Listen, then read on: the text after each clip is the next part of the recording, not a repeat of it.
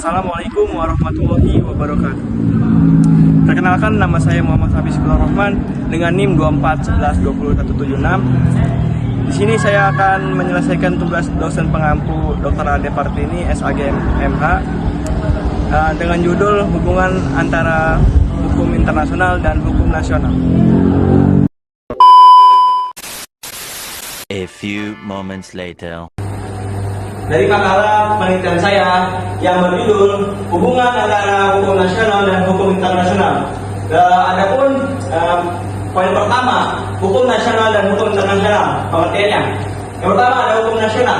Hukum nasional merupakan keseluruhan norma dan peraturan yang berlaku serta mengikat dalam suatu negara tertentu.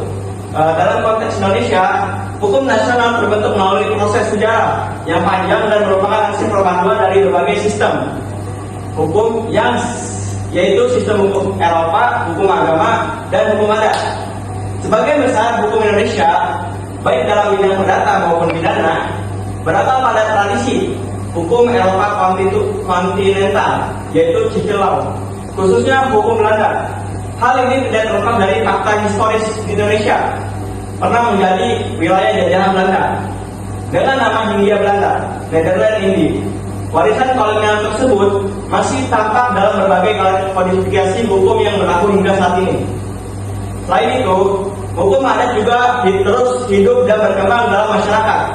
Eksistensinya hukum adat dipengaruhi oleh kuatnya tradisi serta budaya lokal yang telah diwariskan secara turun-temurun dan diakui oleh masyarakat sekitar di berbagai tempat di wilayah Indonesia.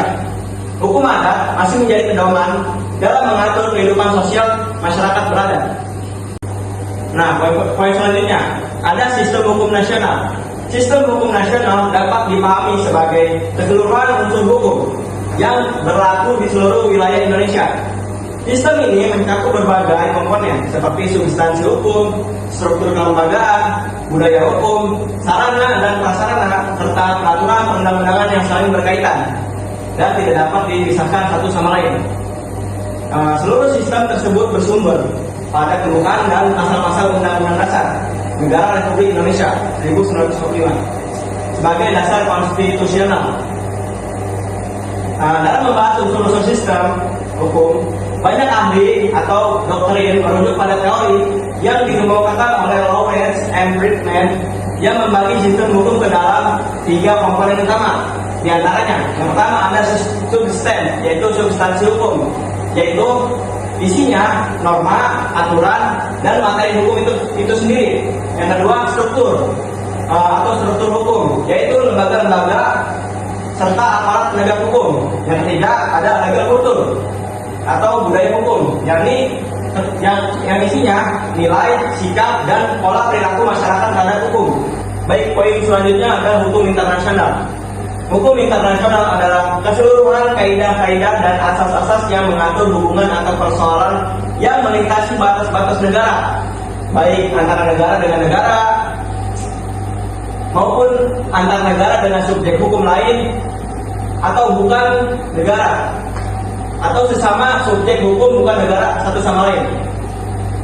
Suatu konsep hukum internasional berlaku jika apabila telah diterima sebagai suatu ketentuan yang diatur oleh masyarakat internasional itu sendiri.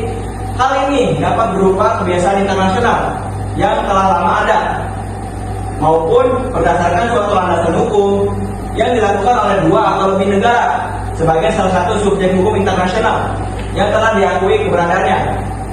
Nah, dalam bukunya yang berjudul An Introduction of International Law yang dikarang oleh J.G. Stark memberikan definisi hukum internasional sebagai sekumpulan hukum atau body law, badan hukum yang sebagian besar terdiri dari asas-asas dan karena itu biasanya ditaati dalam hubungan negara-negara satu sama lain. Baik, poin selanjutnya adalah pembagian hukum internasional. Dalam penerapannya, hukum internasional dibagi menjadi 2. Yang pertama, hukum internasional publik, yaitu keseluruhan kaidah dan asas hukum yang mengatur hubungan antar persoalan yang melintasi batas negara dan bukan bersifat perdata. Yang kedua, hukum perdata internasional, yaitu keseluruhan kaidah dan asas hukum yang mengatur hubungan perdata yang melintasi batas negara. Dengan kata lain, hukum yang mengatur hubungan hukum perdata antara para pelaku hukum yang masing-masing tunduk pada hukum perdata yang berbeda. Baik, poin selanjutnya ada perkembangan hukum internasional. Pada abad 19, hukum internasional berkembang dengan cepat karena adanya beberapa faktor penunjang. Di antaranya, yang pertama pada Kongres Wiener 1815, negara-negara Eropa berjanji untuk selalu menggunakan prinsip-prinsip hukum internasional dalam hubungan mereka satu sama lain. Yang kedua, banyak dibuat perjanjian-perjanjian law-making treaties di bidang perang, netralis, peradilan, dan arbitrase. Yang ketiga, berkembangnya perundingan multilateral yang melahirkan ketentuan-ketentuan hukum baru. Memasuki abad 20, hukum internasional mengalami perkembangan yang sangat pesat yang dipengaruhi oleh beberapa faktor berikut. Yang pertama, lahirnya banyak negara baru sebagai akibat dekolonisasi serta meningkatnya hubungan antar negara. Yang kedua, kemajuan pesat teknologi dan ilmu pengetahuan yang menuntut dibuatnya ketentuan-ketentuan baru untuk mengatur kerjasama antara negara di berbagai bidang. Yang ketiga, perjanjian internasional yang dibuat baik bersifat bilateral, regional maupun global. Yang keempat, bermunculannya organisasi-organisasi internasional. Contohnya seperti Perikatan Bangsa-Bangsa (PBB) beserta berbagai organisasi subsidiarnya atau bawahan lainnya, serta badan-badan khusus dalam kerangka PBB yang menyiapkan ketentuan-ketentuan baru dalam berbagai bidang. Oke, dalam poin selanjutnya ada pembahasan mengenai hubungan hukum internasional dengan hukum nasionalnya. Di dalam teori terdapat dua pandangan mengenai hukum internasional, yaitu pandangan yang dinamakan voluntarisme yang berdasarkan berlakunya hukum internasional. Bahkan persoalan ada atau tidaknya hukum internasional pada kemauan negara, dan pandangan objektif yang menganggap bahwa ada dan berlakunya hukum internasional terlepas dari kemauan negara, yaitu paham dualisme. Paham dualisme bersumber pada teori bahwa daya ikat hukum internasional bersumber pada kemauan negara. Oleh karena itu, hukum internasional dan hukum nasional maupun dua sistem atau perangkat hukum yang terpisah dari yang lainnya, akibat dari pandangan dualisme ini adalah sebagai berikut. Di antaranya, yang pertama, kaidah-kaidah perangkat hukum. Yang satu tidak mungkin bersumberkan atau berdasarkan pada perangkat hukum yang lain. Yang kedua, tidak mungkin adanya pertentangan antara dua perangkat hukum tersebut yang mungkin hanya menunjukkan rendezvous saja atau rendezvous. Yang ketiga, ketentuan hukum atau ketentuan hukum internasional memerlukan transformasi menjadi hukum nasional sebelum dapat berlaku di dalam lingkungan hukum nasional. Selanjutnya, pahamonisme.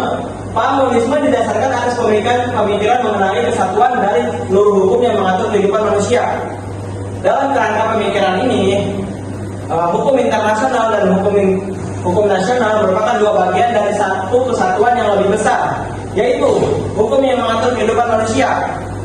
Akibat dari pandangan monisme ini adalah bahwa antara dua perangkat ketentuan hukum itu mungkin terdapat hubungan hierarki, yaitu saling jenjang atas bawah.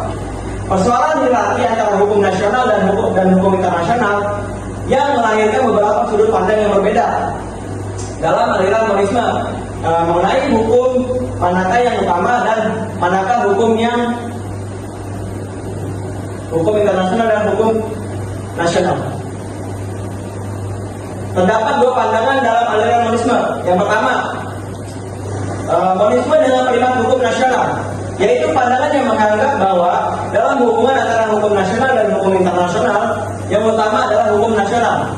Yang kedua, monisme dengan primat hukum internasional, yaitu pandangan yang berpendapat bahwa dalam hubungan antara hukum nasional dan hubungan internasional, yang utama adalah hubungan internasional. Selanjutnya, monisme dengan primat hukum nasional. Pandangan yang melihat kesatuan antara hukum nasional dan hukum internasional dengan primat hukum nasional pada hakikatnya menganggap bahwa hukum internasional bersumber pada hukum nasional. Alasan utama dari anggapan ini adalah di antaranya, yang pertama, Tidak ada satu organisasi di atas negara-negara yang mengatur kehidupan negara-negara di dunia ini. Yang kedua, dasar dari hukum internasional yang mengatur hubungan internasional terletak pada wewenang negara untuk mengadakan perjanjian-perjanjian internasional, yaitu wewenang konstitusional. Selanjutnya, monisme dengan primat hukum internasional. Menurut paham monisme dengan primat hukum internasional, hukum nasional bersumber pada hukum internasional yang dipandang sebagai suatu perangkat ketentuan hukum yang secara hierarkis lebih tinggi.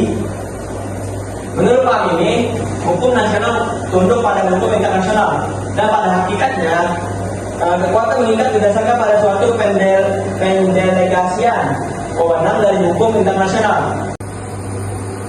Baik, kesimpulan dari pembahasan kali ini, berdasarkan pembahasan yang telah diuraikan, dapat disimpulkan bahwa hukum nasional merupakan keseluruhan norma dan peraturan yang berlaku serta mengikat dalam suatu negara. Dalam konteks di Indonesia, hukum nasional terbentuk melalui proses sejarah yang panjang dan merupakan hasil perpaduan antara sistem hukum Eropa kontinental dan hukum agama dan hukum adat. Sistem hukum nasional tidak hanya mencakup substansi hukum, tetapi juga struktur kelembagaan dan budaya hukum yang saling berkaitan sebagai satu kesatuan yang bersumber pada Undang-Undang Dasar Negara Republik Indonesia 1945. Hubungan antara hukum nasional dan hukum internasional menimbulkan perdebatan teoritis yang melahirkan dua pandangan utama, yaitu teori dualisme dan teori monisme. Dari teori dualisme memandang hukum nasional dan hukum internasional sebagai dua sistem yang terpisah dan berdiri sendiri, sehingga hukum internasional harus ditransformasikan terlebih dahulu ke dalam hukum nasional agar dapat berlaku. Sebaliknya, teori monisme memandang keduanya sebagai bagian dari satu kesatuan sistem dengan kemungkinan adanya hubungan hierarki jenjang atas jenjang bawah, baik dengan primat hukum nasional maupun primat hukum internasional. Dengan demikian, pemahaman mengenai hubungan antara hukum nasional dan hukum internasional sangat penting untuk menjelaskan bagaimana suatu negara, termasuk Indonesia, menerapkan ketentuan hukum internasional dalam sistem hukum nasional. Baik, cukup sekian dari saya. Wassalamualaikum warahmatullahi wabarakatuh.